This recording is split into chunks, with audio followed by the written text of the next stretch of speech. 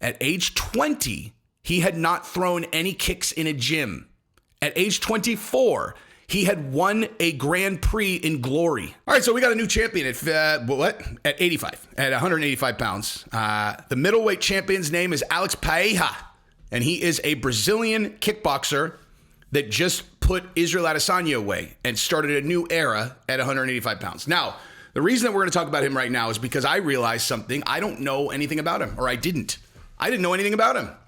You know, inside the saga of the UFC and the middleweight division and every other thing, this guy had a single definition. You know, who's that guy? That's the dude that knocked out Israel Adesanya in his last kickboxing fight. Oh, damn. Cool. So they're grooming him for a title shot. Right, correct. To do this one fight. Now, I don't think a lot of people really considered, well, what happens if he actually really does beat Izzy? You know, he becomes a champion. Well, yeah, duh. But who is he? You know what I mean? Like, who is this guy? Because he doesn't speak English. As he's like over the week. Anyway, I found out some stuff about him that was very notable. Like, notable enough that I literally instantly went into my little notebook that I write, things to do videos on, and wrote what it is. And I'm going to do the video about it now because first of all, it's insane.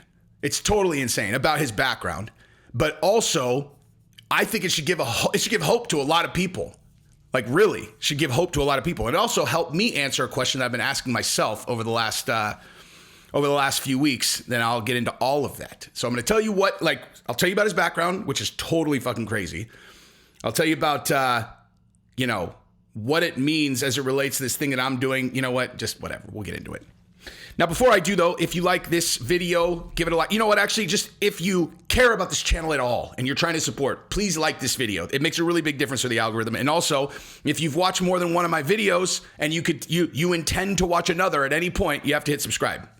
It's like paying for the candy bar in my store. That's all I ask. I don't ask people for money. Just click the subscribe button, and that lets me know that I'm doing the right things. That's how you pay for this content. It's a good deal for you. I work really hard. Anyway, so yeah, like, I like to know who these guys are. I mean, you watch a really great fight. It's like, oh, great punches and kicks. Hey, that guy dug real deep. And obviously I love that, of course. But even more so, I love when I feel like I know the guy, or I know something about him or his journey or whatever. That's why I get so, like, my background couldn't be more different than like Khabib and Islam and all those guys, but I'm tied to their journey because I understand them. Like, I understand what's important to them. I understand kind of how they live their lives. I have a lot of respect for their way of life, whatever. Like, it does, my background doesn't mirror it, but I know these guys, or I know what's important to them, and so I get tied to their journey. I feel the same way about a ton of fighters, dude. I just use them as the example because, you don't need to be able to, like, personally relate to a person's history to get, inspired by it, right? But so, like, with Alex Pereira, like, I literally knew nothing. Like, nothing. All I knew is that he's from Brazil, that he knocked out Izzy, and that he is a brooding, scary-ass dude, Like, I was thinking to myself all throughout the build-up and during the fight and after the fight, I'm like, I wonder what makes this guy happy, Like, where does this guy, get joy from? He just looks like a killer. Like, he looks like a Brazilian version of Dolph Lundgren, or Ivan Drago from Rocky IV, just like a killing machine. So, yeah, so I looked into him. And I found out some very interesting things. So, Alex Pereira comes from abject poverty, like real deal poverty, like Brazil poverty in the favelas, like very, very, very, very, very, very poor upbringing. He dropped out of school when he was 12, okay?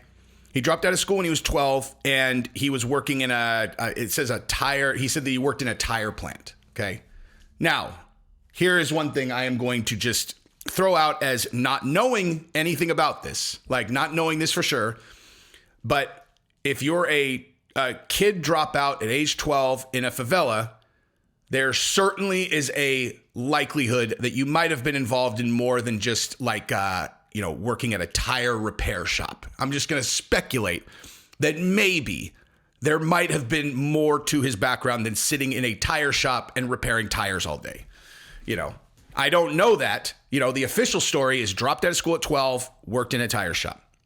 If you know that world or know anything about that world, it's fair to say, given where he ended up, that violence may have been a part of his childhood. There are other ways to make money that are not, related to tires that will put you in a lot of physical danger. And here's the deal, though. Here's what's crazy. So he gets addicted to drugs and alcohol. Okay. He's got a major drug and alcohol problem. Okay. When he's how old? How old is he with this drug and alcohol problem? Okay. The point of the age is at age 20. Okay. At age 20 years old, after being on the street for 8 years, 20 years old, he decides to start training kickboxing so that he can use it as a way to stay off drugs and alcohol. Okay. So he is an addict who used martial arts to get off of drugs and alcohol. And he started at age 20. Okay. Again, started at age 20, started training at age 20. Okay. That was 2010. He started training in 2010. He was the Glory tournament champion in 2014. Okay. At age 20, he had not thrown any kicks in a gym. At age 24, he had won a Grand Prix in Glory. Think about that. Think about that. Think about that. Okay. 4 years from, all right. So when you throw from your first class to winning a Glory Grand Prix in kickboxing, 4 years. Now, I don't know if everybody realizes how insane that is, but that's pretty insane, dude. Because that's basically like if Jake Paul won a boxing title. Honestly, right now. Seriously. That's the speed of the progression. If Jake Paul's first fight was whatever YouTube thing that he did, winning a Glory Grand Prix it's like Jake Paul winning an actual boxing belt against a top tier champion boxer right now.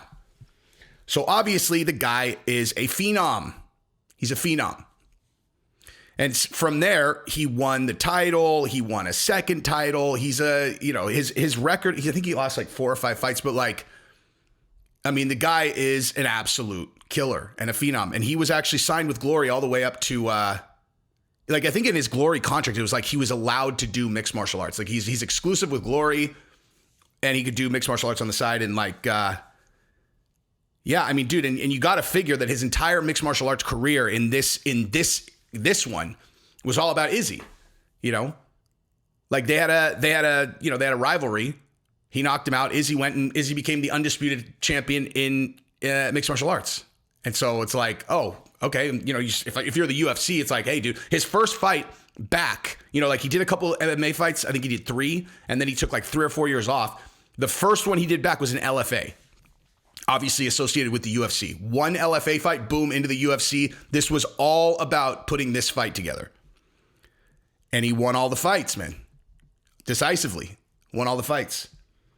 And I think it's fair to say that his grappling, his ability to deal with a really, really good grappler is kind of suspect. I don't think we don't have any idea. The fact that Izzy was able to get the better of the kind of clinch exchanges in most cases. Well, I don't know about getting the better because Alex actually was landing pretty good shots when they were in the clinch. But nonetheless, I think if anybody was here, if you were going to custom build someone who's going to beat Alex Pereira, I think most people would probably be well, just stick Hamzat in there. Hamzat shoots that. If he gets Hamzat on his back, come on, dude. But I just think that the fact that he comes from that type of background and he started fighting to stop this destructive thing that he was doing is really notable. And I'll tell you why it's notable, for me personally, because I was okay, so in the short term, everyone knows, I got fired from my job because I wasn't vaccinated. Okay. Just that happened, right? Number 1 in the country, fired for not being vaccinated in 2022, just for the record. And so I've been kind of back and forth like, all right, so should I chase around another gig or should I just focus on content? I mean, I make plenty of money doing this, Gabrielle makes money. Like, should I just focus on this and really scale this into, my future state is obviously going to be doing this full time. Obviously, it's just a matter of like, is that in 8 years or is that like, am I just really going to just like start doing this now? This is way before I would have probably done it otherwise. But should I just focus on that? So I've been racking my brain like, okay, well, to really do this, like what, how I've been visualizing it, it's not just in mixed martial arts. Like this is always going to be like a launching pad. And I was going to move into I'll always do this, but I'm going to do a bunch of other stuff, do other channels. I'll do live shows, I'll do, podcasts with other people. I'm going to do all that stuff. But so I'm kind of like, all right, so what's the first thing that I want to do if I was going to do another channel? Because I do Jesse on Everything, which is a fantastic channel. If you've never watched Jesse on Everything, it's better than this one.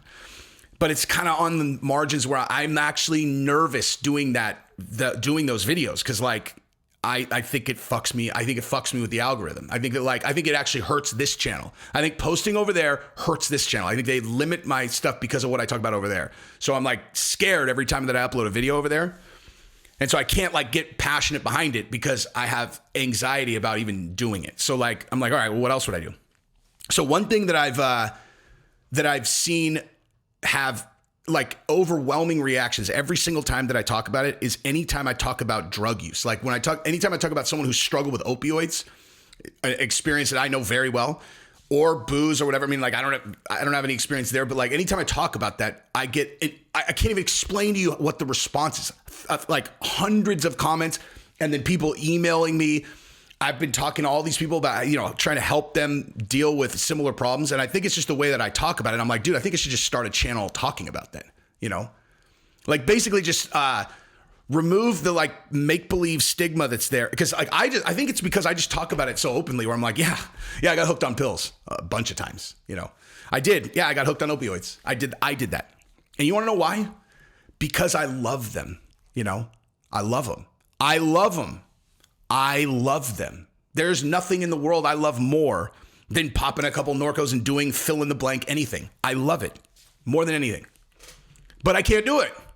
You can't do it because, I just talk about it regular. Like there's no reason to be ashamed of that. And I think and I know that I honestly think I only think that I'm going to be saying something outlandish if I say, I think the majority of people,